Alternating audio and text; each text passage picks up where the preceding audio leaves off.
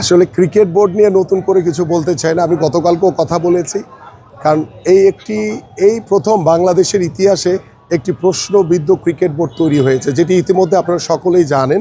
সেই ক্রিকেট বোর্ডে আমাদের যে সাবেক যে অনভিজ্ঞ ক্রীড়া উপদেষ্টা, তিনি তার স্বেচ্ছাচারিতার মাধ্যমে এই ক্রিকেট বোর্ড তৈরি করে ক্রিকেট বোর্ডকে কলঙ্কিত করেছেন এবং আমার ক্রিকেটকে ক্ষতিগ্রস্ত করেছেন। এবং এইটার পিছনে যারাই জড়িত থাকুক না কেন, ভবিষ্যতে নির্বাচনের পরে আল্লাহ যদি আমাদেরকে কবুল করে, এগুলোর সুষ্ঠু তদন্তের মাধ্যমে আমরা তাদেরকে আইনের আওতায় এনে তাদেরকে অবশ্যই তাদের বিরুদ্ধে ব্যবস্থা নিতে হবে। কারণ কারো ব্যক্তিগত স্বার্থের জন্য আমার ক্রিকেট ক্ষতিগ্রস্ত হতে পারে না, আমার দেশ ক্ষতিগ্রস্ত হতে পারে না।